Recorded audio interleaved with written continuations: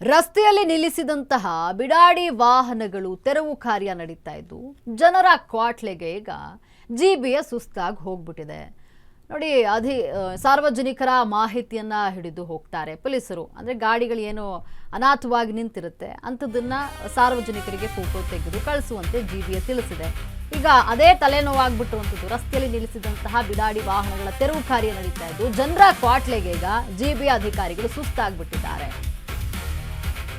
ಸಾರ್ವಜನಿಕರ ಮಾಹಿತಿಯನ್ನ ಹಿಡಿದು ಪೊಲೀಸರು ಆ ಸ್ಥಳಕ್ಕೆ ಹೋಗ್ತಾರೆ. ಆ ವಾಹನಗಳನ್ನ ನೋಡುವಂಥದ್ದು, ಪರಿಶೀಲನೆ ಮಾಡುವಂಥದ್ದು ಮಾಡ್ತಾರೆ. ಸಾರ್ವಜನಿಕ ಸ್ಥಳ ಬಿಟ್ಟು ಪಕ್ಕದ ಮನೆಯವರ ಗಾಡಿ ಬಗ್ಗೆ ಮಾಹಿತಿ ನೀಡುವಂಥದ್ದು. ಅಸ್ತ್ರಂ ಪಬ್ಲಿಕ್ ಐ ಆ್ಯಪ್ನಲ್ಲಿ ಮಾಹಿತಿಯನ್ನ ನೀಡ್ತಿದ್ದಾರೆ ಜನರು.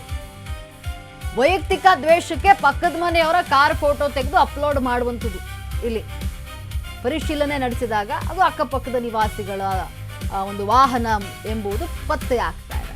ಇನ್ನು ಅಂಗಡಿ ಮಾಲೀಕರು, ಹೋಟೆಲ್ ಮಾಲೀಕರ ಬಗ್ಗೆಯೂ ಕೂಡ ಮಾಹಿತಿಯನ್ನ ನೀಡಲಾಗಿದೆ. ಇಲ್ಲಿ ಎದುರು ಹೋಟೆಲ್ಗೆ ಗ್ರಾಹಕರು ಬಂದ್ರೆ ಆ ಒಂದು ವಾಹನವನ್ನ ಫೋಟೋ ತೆಗೆದು ಅಪ್ಲೋಡ್ ಮಾಡಿಬಿಡುವಂಥದ್ದು. ಗ್ರಾಹಕರ ಕಾರ್ ಫೋಟೋವನ್ನು ತೆಗೆದು ಆ್ಯಪ್ನಲ್ಲಿ ಅಪ್ಲೋಡ್ ಮಾಡುವಂಥದ್ದು. ಈ ರೀತಿ ಕೆಲಸಗಳಾಗ್ತಾ ಇದೆ. ಈ ಜನರ ಒಂದು ಕ್ವಾಟ್ಲೆಗೆ ಬೇಸತ್ತು ಹೋಗ್ಬಿಟ್ಟಿದ್ದಾರೆ ಪೊಲೀಸರು. ಏನಿಲ್ಲಿ ಬಿಡಾಡಿ ವಾಹನಗಳು ಅಂದರೆ ಅನಾಥವಾಗಿ ನಿಂತಿರುವಂತಹ ವಾಹನಗಳು, ತುಂಬ ದಿನದಿಂದ ನಿಂತು ಬಿಟ್ಟಿರುತ್ತೆ ವಾಹನ. ಅದು ತೆರವು ಕಾರ್ಯಕ್ಕಾಗಿ ಒಂದು ಆ್ಯಪನ್ನು ಮಾಡಿರುವಂಥದ್ದು. ಇದರಲ್ಲಿ ಫೋಟೋ ತೆಗೆದು ಸಾರ್ವಜನಿಕರು ಅಪ್ಲೋಡ್ ಮಾಡಬಹುದು. ಆದರೆ ನೋಡಿ, ಅದನ್ನೇ ಮಿಸ್ಯೂಸ್ ಮಾಡ್ಕೊಳ್ತಾ ಇರುವಂಥದ್ದು. ಅಕ್ಕಪಕ್ಕದ ಮನೆಯವರ ಫೋಟೋ ಅಂದರೆ ಆ ಗಾಡಿಗಳ ಫೋಟೋವನ್ನು ತೆಗೆದು ಅಪ್ಲೋಡ್ ಮಾಡಿಬಿಡುವಂಥದ್ದು. ಅದರಿಂದ ಎಲ್ಲಿ ಪೊಲೀಸರಿಗೆ ಮಿಸ್ಕಮ್ಯುನಿಕೇಷನ್ ಆಗ್ತಾ ಇರುವಂಥದ್ದು. ಇಲ್ಲಿ ಅಸ್ತ್ರಂ ಪಬ್ಲಿಕ್ ಐ ಆ್ಯಪ್ನಲ್ಲಿ ಮಾಹಿತಿಯನ್ನು ಜನರು ನೀಡ್ತಿದ್ದಾರೆ. ಅಂದರೆ ಅಕ್ಕಪಕ್ಕದ ಮನೆಯವರ ಒಂದು ಗಾಡಿಗಳು ನಿಂತಿರುತ್ತಲ್ಲ, ವಾಹನಗಳು ನಿಂತಿರುತ್ತಲ್ಲ, ಅದರ ಫೋಟೋ ತೆಗೆದು ಈ ಒಂದು ಆ್ಯಪ್ನಲ್ಲಿ ಅಪ್ಲೋಡ್ ಮಾಡುವಂಥದ್ದು. ಅದರ ಜೊತೆಗೆ ಏನು ಹೋಟೆಲ್ಲು, ಆ ಒಂದು ಹೋಟೆಲ್ಗೆ ಗ್ರಾಹಕರು ಬಂದಿರ್ತಾರೆ, ಏನೋ ತಿಂಡಿ ತಿನ್ಲಿಕ್ಕೋ ಏನಕ್ಕೋ ಬಂದಿರ್ತಾರೆ, ಅವರು ಗಾಡಿ ಪಾರ್ಕ್ ಮಾಡಿರ್ತಾರೆ, ಆ ಫೋಟೋವನ್ನು ತೆಗೆದು ಅಪ್ಲೋಡ್ ಮಾಡಿಬಿಡುವಂಥದ್ದು. ಈ ರೀತಿ ಘಟನೆಗಳು ನಡೀತಾ ಇದೆ. ಇದರಿಂದ ನೋಡಿ, ಈ ಕ್ವಾಟ್ಲೆಗೆ ಜಿಬಿಯ ಅಧಿಕಾರಿಗಳು ಬೇಸತ್ತು ಹೋಗ್ಬಿಟ್ಟಿದ್ದಾರೆ. ಅಲ್ಲಿ ಯಾಕಂದ್ರೆ ಅಪ್ಲೋಡ್ ಮಾಡಿದ್ಮೇಲೆ ಆ ಸ್ಥಳಕ್ಕೆ ಪೊಲೀಸರು ಹೋಗ್ತಾರೆ, ಹೋಗಿ ಪರಿಶೀಲನೆಯನ್ನು ನಡೆಸುವಂಥದ್ದು. ತದನಂತರದಲ್ಲಿ ಗೊತ್ತಾಗುತ್ತೆ ಅದು ಅಕ್ಕಪಕ್ಕದ ಮನೆಯವ್ರದ್ದು ಅಥವಾ ಹೋಟೆಲ್ಗೆ ತಿಂಡಿ ಅಥವಾ ಊಟ ಮಾಡೋಕ್ಕೆ ಬಂದವ್ರ ಕಾರ್ಗಳಂತ ಗೊತ್ತಾಗ್ತಾ ಇದೆ. ಈ ರೀತಿ ಕ್ವಾಟ್ಲೆಯನ್ನು ಸಾರ್ವಜನಿಕರು ನೀಡ್ತಾ ಇರುವಂಥದ್ದು. ಪಬ್ಲಿಕ್ ಆ್ಯಪ್ನಲ್ಲಿ 4108 ವಾಹನಗಳ ಬಗ್ಗೆ ರಿಪೋರ್ಟ್ ಅನ್ನ ಮಾಡಲಾಗಿದೆ. ನಮ್ಮ ಪೊಲೀಸರಿಂದ 2436 ವಾಹನಗಳು ಪತ್ತೆಯಾಗಿರುವಂಥದ್ದು. ಇಲ್ಲಿಯವರೆಗೂ ಒಟ್ಟು 6544 ವಾಹನಗಳ ರಿಪೋರ್ಟ್ ಅನ್ನ ಮಾಡಲಾಗಿದೆ. 1780 ವಾಹನಗಳಿಗೆ ಜಿಬಿ ಅಧಿಕಾರಿಗಳಿಂದ ಸ್ಟಿಕ್ಕರಿಂಗ್ ಮಾಡಲಾಗಿದೆ. ದಿನಕ್ಕೆ 50ರಿಂದ 100 ನೋ ಪಾರ್ಕಿಂಗ್ ವಾಹನಗಳಿಗೆ ಸ್ಟಿಕ್ಕರಿಂಗ್ ಮಾಡಲಾಗಿದೆ. ಸ್ಟಿಕ್ಕರಿಂಗ್ ಮಾಡಿ 7 ದಿನಗಳ ನಂತರ ವಾಹನಗಳನ್ನ ಟೋಯಿಂಗ್ ಮಾಡಲಾಗುತ್ತೆ.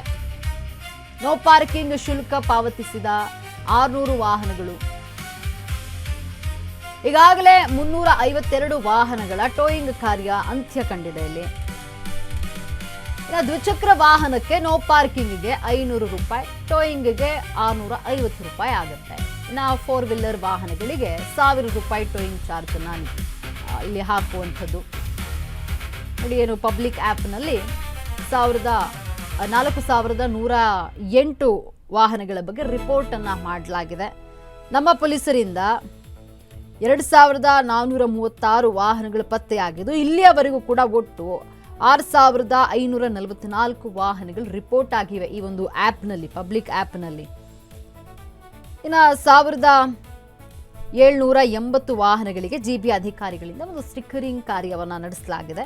ದಿನಕ್ಕೆ 50ರಿಂದ 100 ವಾಹನಗಳು, ನೋ ಪಾರ್ಕಿಂಗ್ ವಾಹನಗಳಿಗೆ ಸ್ಟಿಕ್ಕರಿಂಗ್ ಮಾಡಲಾಗ್ತಾ ಇದೆ. ಸ್ಟಿಕ್ಕರಿಂಗ್ ಮಾಡಿ 7 ದಿನಗಳ ನಂತರವಾಗಿ ಟೋಯಿಂಗ್ ಕಾರ್ಯವನ್ನು ಮಾಡಲಾಗುವಂಥದ್ದು. ನೋ ಪಾರ್ಕಿಂಗ್ ಶುಲ್ಕವನ್ನು ಪಾವತಿಸಿರುವಂಥದ್ದು 600 ವಾಹನಗಳು. ಈಗಾಗಲೇ 352 ವಾಹನಗಳ ಟೋಯಿಂಗ್ ಕಾರ್ಯ ಅಂತ್ಯ ಕಂಡಿದ್ದು, ದ್ವಿಚಕ್ರ ವಾಹನಕ್ಕೆ ನೋ ಪಾರ್ಕಿಂಗ್ಗೆ 500 ರೂಪಾಯಿ, ಟೋಯಿಂಗ್ಗೆ 650 ರೂಪಾಯಿ ಆಗುತ್ತೆ. ಇನ್ನು 4 ವೀಲರ್ ವಾಹನಗಳಿಗೆ 1000 ರೂಪಾಯಿ ಟೋಯಿಂಗ್ ಚಾರ್ಜನ್ನು ಇಲ್ಲಿ ಮಾಡಲಾಗುವಂಥದ್ದು. ಈ ಒಂದು ಪಬ್ಲಿಕ್ ಆ್ಯಪ್ನಲ್ಲಿ ಪಬ್ಲಿಕ್ಗೆ ಅಂದರೆ ಸಾರ್ವಜನಿಕರಿಗೆ ಬಿಟ್ಟಿರುವಂಥದ್ದು. ಅನಾಥ ವಾಹನಗಳು, ಬಿಡಾಡಿ ವಾಹನಗಳು ಏನಿರುತ್ತೆ ಅದರ ಒಂದು ಫೋಟೋವನ್ನು ತೆಗೆದು ಆ್ಯಪ್ನಲ್ಲಿ ಅಪ್ಲೋಡ್ ಮಾಡುವಂತೆ GBA ಮಾಹಿತಿಯನ್ನು ನೀಡಿ ಈ ಒಂದು ಆ್ಯಪನ್ನು ನೀಡಿರುವಂಥದ್ದು. ಇದನ್ನು ಜನ ಏನು ಅಕ್ಕಪಕ್ಕದ ಮನೆಯವ್ರದ್ದು ಗಾಡಿಗಳ ವಾಹನವನ್ನು ಫೋಟೋ ತೆಗೆದು ಅಪ್ಲೋಡ್ ಮಾಡುವಂಥ ಕೆಲಸ ಮಾಡ್ತಿದ್ದಾರೆ.